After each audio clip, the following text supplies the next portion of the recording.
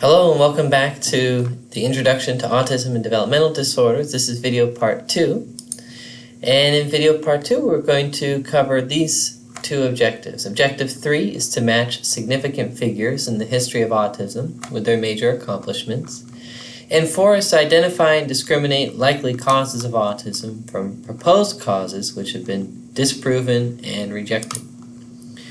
And so it's one way to classify the history of autism is to separate it into 3 historical periods. This isn't the only way you can do this, but this is what we're going to do here because it'll be helpful for talking about the relation between autism, diagnosis, and education.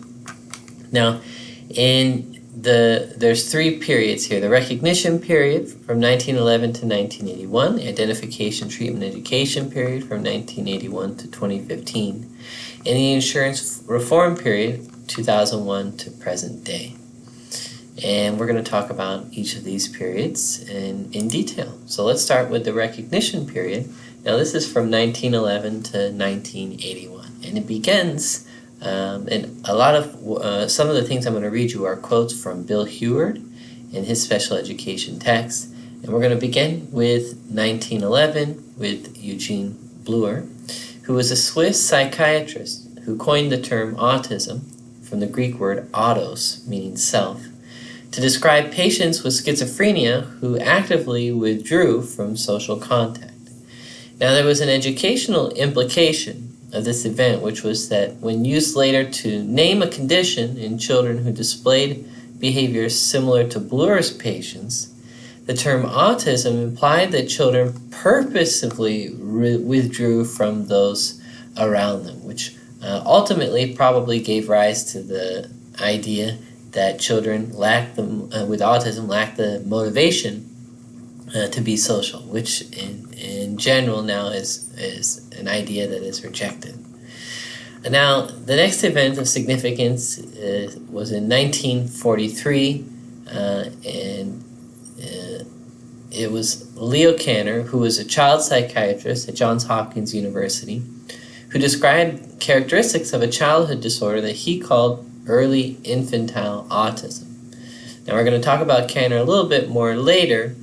An educational implication is that Kanner's observation that there were very few really warm-hearted mothers and fathers may have caused some to speculate that indifferent, unresponsive parents were responsible for the disorder. In other words, that cold, indifferent, unemotional parenting style caused autism. Of course, later on, that was rejected as the science of autism continued to develop. And we'll talk about that more later. So in 1944 we had Hans Asperger. He was an Austrian pediatrician with a special interest in, quote, psychically abnormal children. And he published a paper describing a pattern of behavior based on his work with more than 400 children with autistic psychopathy.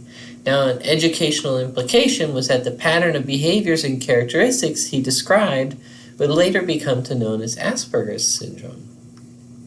In 1965, the Autism Society of America, now known as the Autism Society, was formed. And an educational implication was that this was the first one of the first professional organizations formed that's mission was to promote the safety and well-being, rehabilitation, education of individuals with autism. Their website, as of May 2018, describes their vision as the following.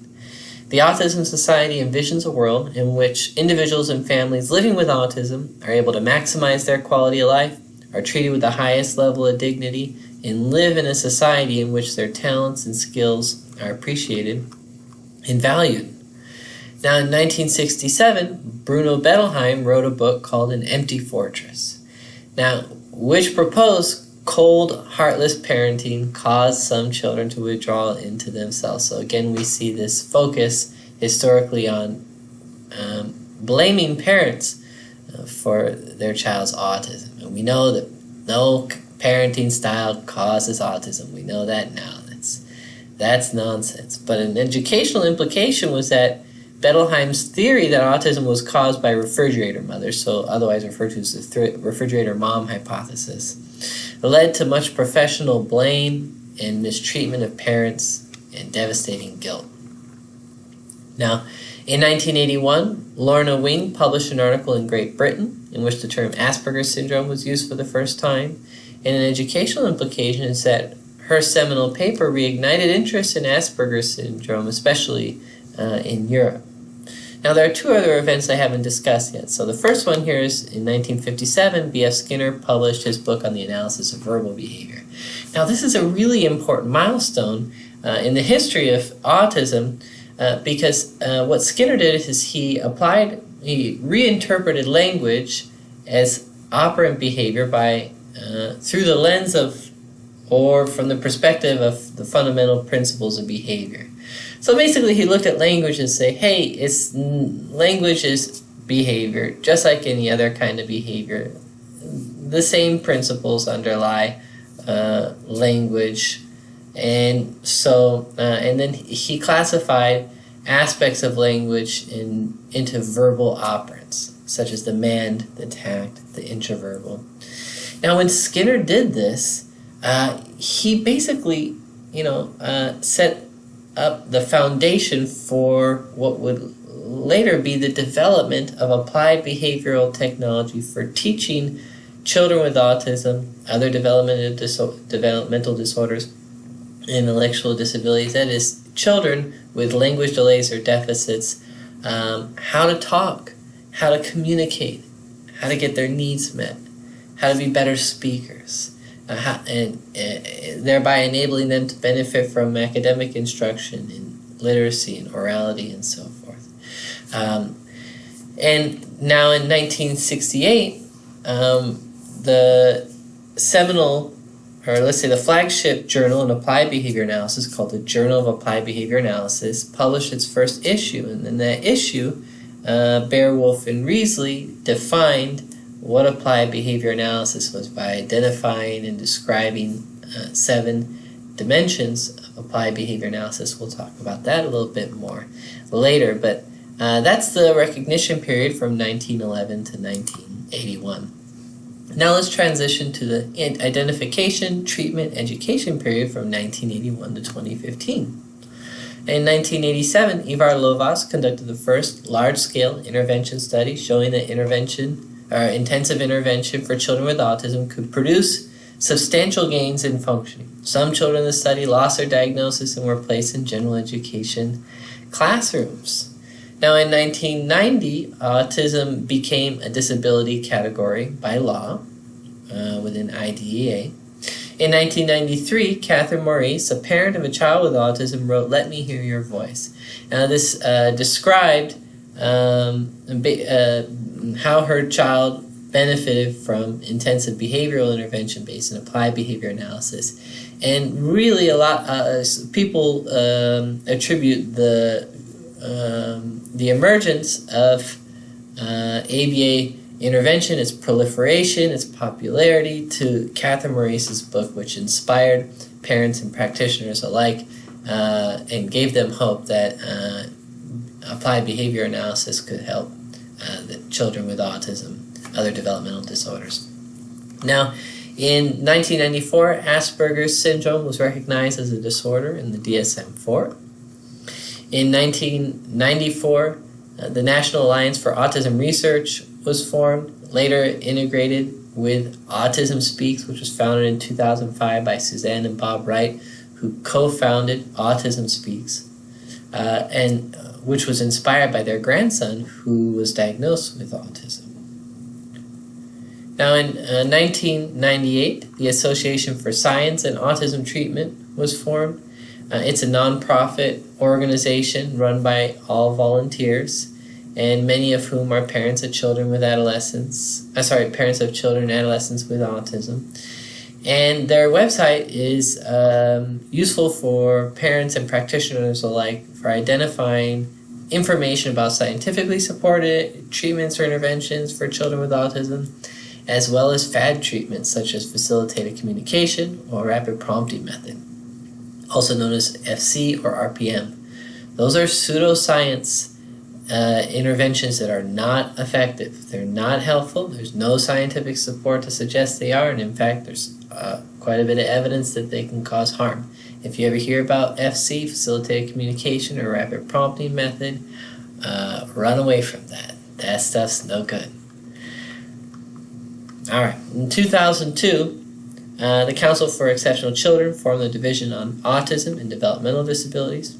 Now, right around that time, in 2000, the Behavior Analyst Certification Board began to certify behavior analysts, which was an effort to not only protect, it was an effort to protect society in general from an inappropriate practice of applied behavior analysis, but also to protect consumers of the service, primarily at the time children with autism, and also to protect professionals and protect the profession in general. So that was an important milestone. Now, in 2006, the Combating Autism Act went into law, so I'm just going to read you a description of this historical event quoted from Wikipedia, which provides a nice summary. The Combating Autism Act of 2006 was an act of the United States Congress that was signed into law by President George W. Bush on December 19, 2006. Now, it authorized nearly $1 billion in expenditures over 5 years, beginning in 2007, to combat autism spectrum disorders through screening, education, early intervention, prompt referrals for treatment and services, and research. So that was a major milestone in the recognition of the federal government and their investment in the assessment, treatment, and education of children with autism. In 2007, the National Autism Center was formed. In 2009, the National Autism Center completed what they refer to as an unprecedented multi-year project, the National Standards Project, to establish a set of standards for effective, research-validated, educational and behavioral interventions for children on the spectrum. So this included establishing standards for evidence-based practice. And in 2013, diagnostic criteria were revised in the DSM-5, Diagnostic and Statistical Manual of Mental Disorders 5. And this change in the diagnostic criteria for autism sparked some controversy and concern about potential over or under diagnosis of children with autism. In 2007, we saw the publication of the Cooper, Heron, and Heward second edition text. So that's what's also referred to as the White Book. That's the ABA textbook that all of you have. And that's been the primary text used to train practitioners and educators in applied behavior analysis since its publication.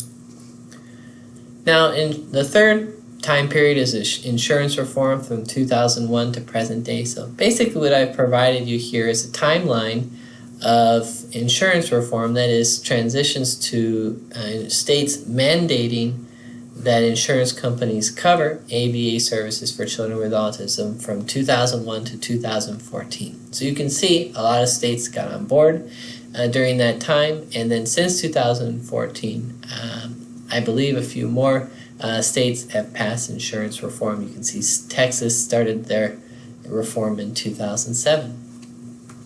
I think at this point, almost all 50 states have enacted insurance reform, but there may be a few left over. So let's look at 1943 and Leo Kanner a little bit more closely. There's the cover of the article that he published.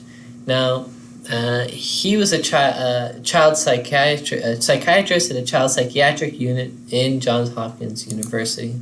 He described the behavior of 11 children, and some of the characteristics he identified include an inability to relate to others in an ordinary manner, deficits in language, including mutism and echolalia, bizarre and repetitive physical movements such as spinning or perpetual rocking.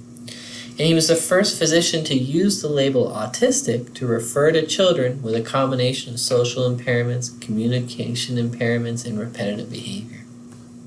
That was Leo Kanner. Let's look at 1944 and Hans Asperger. Now, Hans Asperger was an Austrian pediatrician. He described the behavior of 400 children, and the children had normal intelligence and language. That is, these children engaged in behavior that was similar to that described by Kanner, but with two critical differences.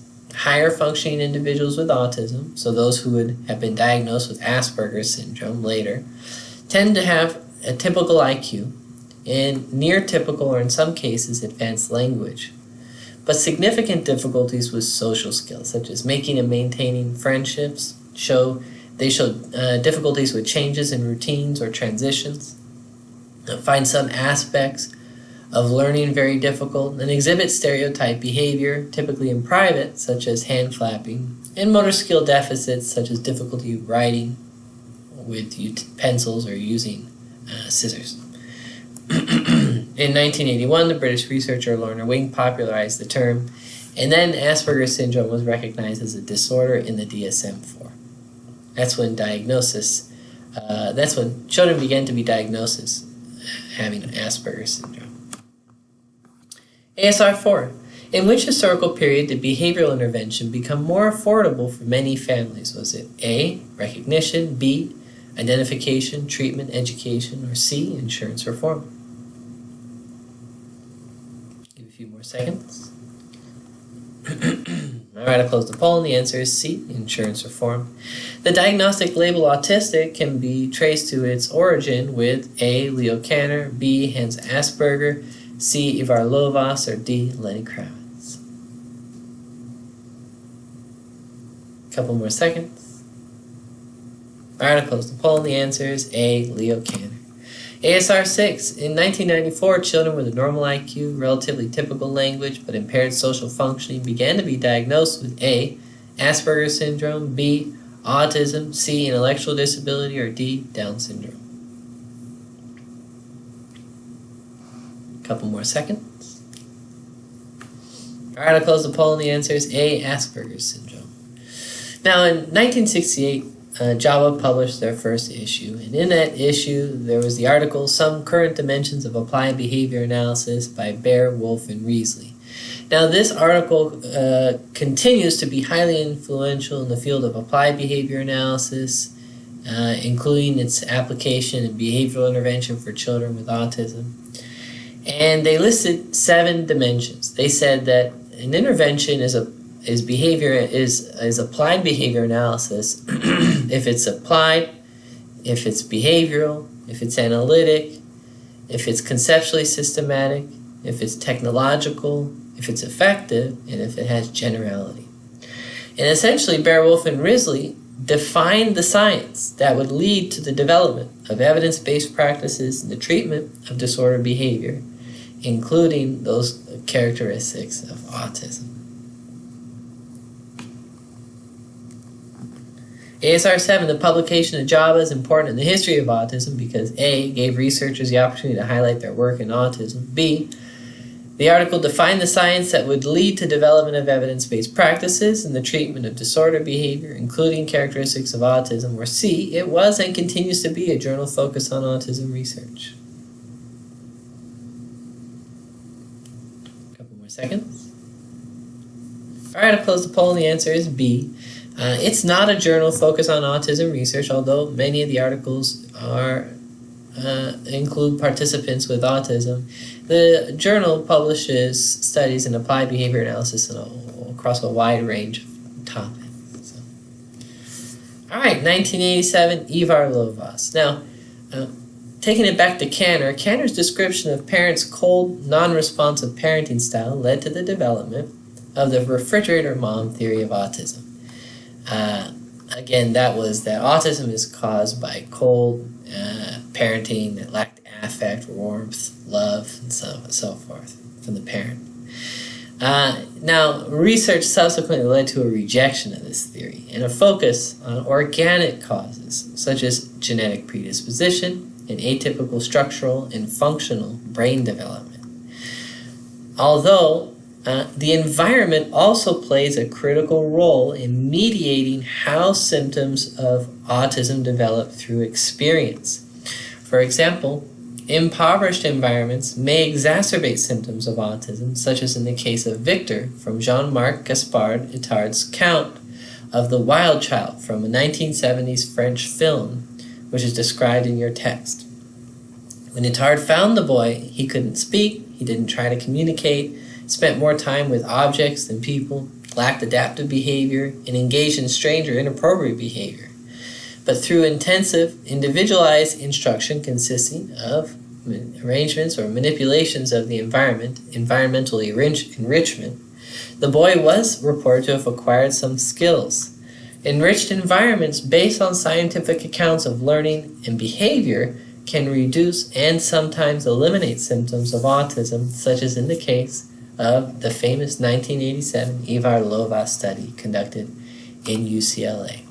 So this was in the UCLA Department of Child Psychiatry, UCLA School of Medicine, and in this study, Ivar Lovaas showed that 47% of children with autism who received intensive treatment using applied behavior analysis achieved typical intellectual and educational functioning, normal range IQ scores, and success in first grade public school general education classrooms.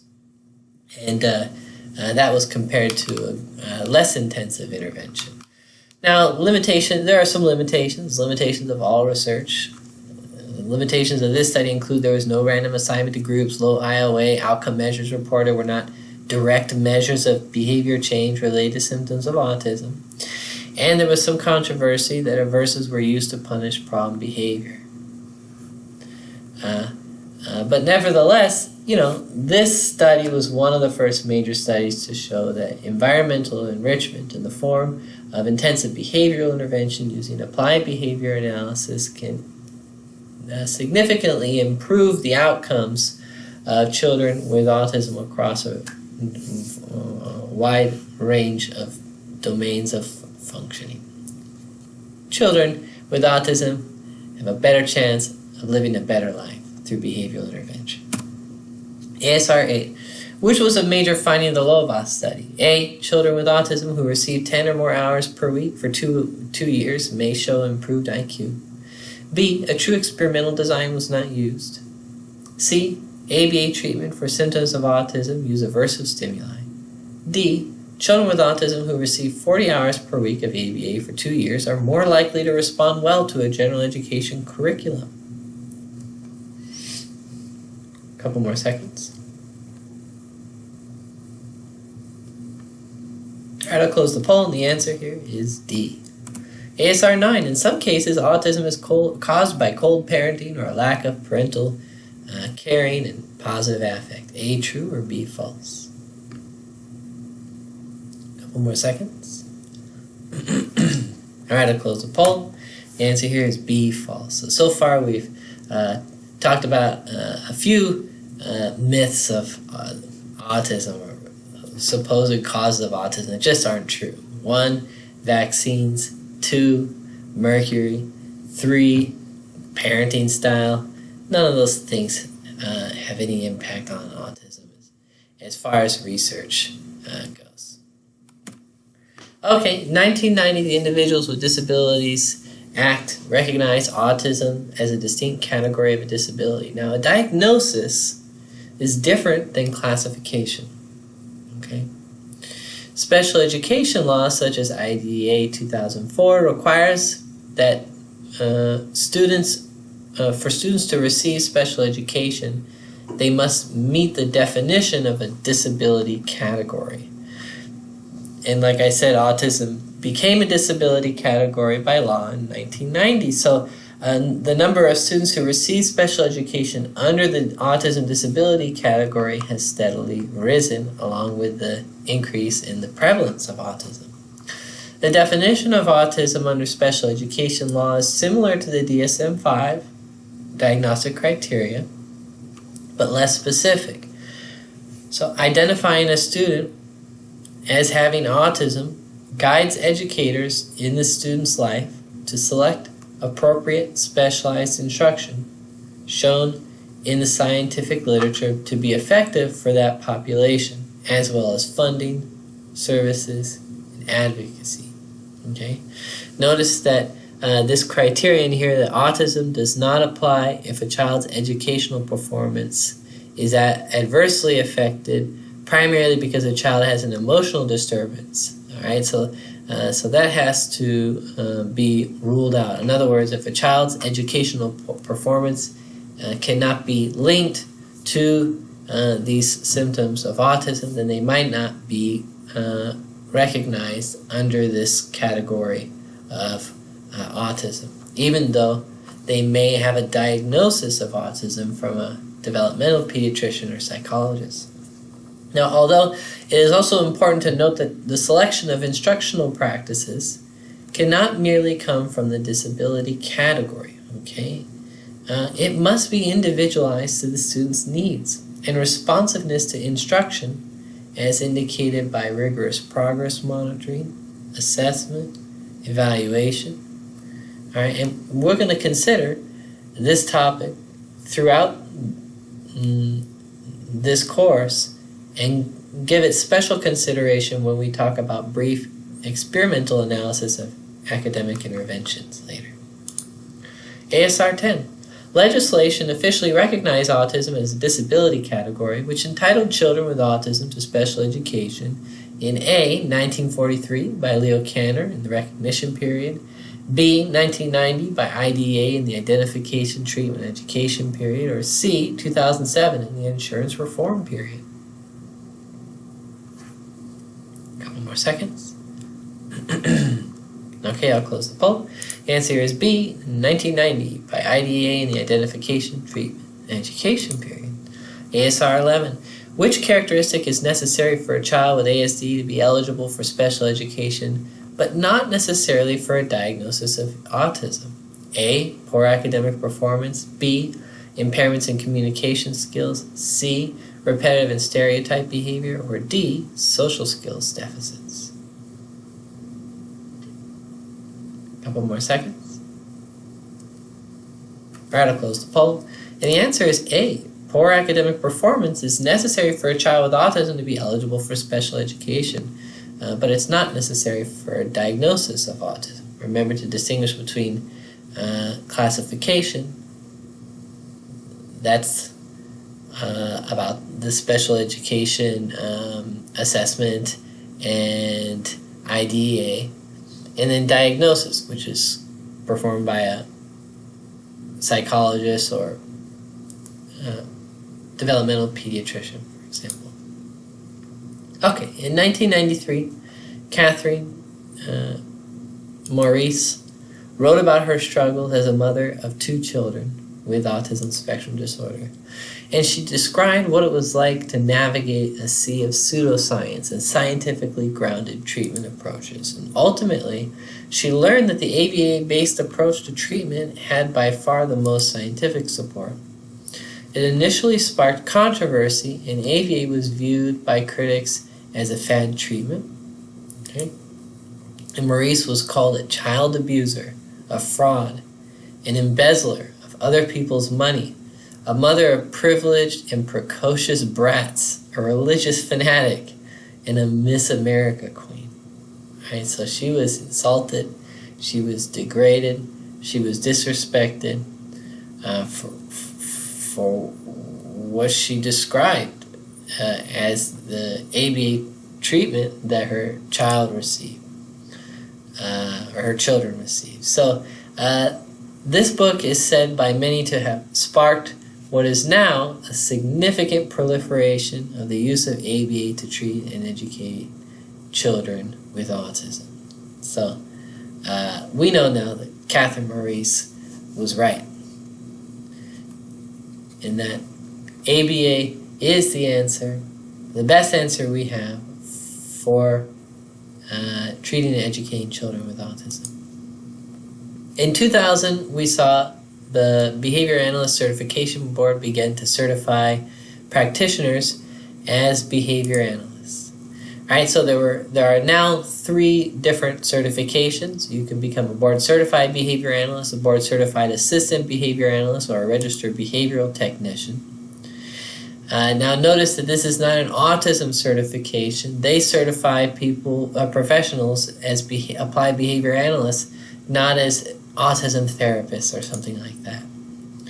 The Behavior Analyst Certification Board is a non-profit corporation established in 1998 to meet professional credentialing needs identified by behavior analysts, governments, and consumers of behavior analysis services. Now here's their mission and vision. Their global mission is to protect consumers of behavior analysis services worldwide by systematically establishing, promoting, and disseminating professional standards.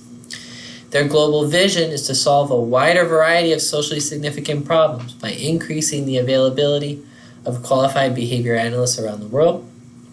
Their core values as an international nonprofit standard-setting organization, the BACB is responsive, data-driven, and accountable. So in regards to autism, BCBA certification increases the likelihood that the services provided to children with autism in schools and out of schools is delivered by practitioners with the relevant training and experience and expertise. ASR 12. In the 1990s and 2000s, widespread proliferation of ABA treatment and education of children with autism was sparked by A. Ivar Lovaas, B. Leo Kanner, C. Hans Asperger, or D. Catherine Maurice. A couple more seconds. Alright, I'll close the poll, and the answer is D. Catherine Maurice. Which professional organization was established to protect recipients of ABA-based treatment and education from professional and ethical misconduct in the misuse of ABA? A. UCLA, B. BCBA, C. BACB, or D. IDEA. A couple more seconds. Alright, I'll close the poll. Answer is C, BACB, that's the Behavior Analyst Certification Board. That's the professional organization. BCBA is just one of the certifications they offer. Alright, that wraps up this video part. I'll see you in the next video part when we cover these additional objectives.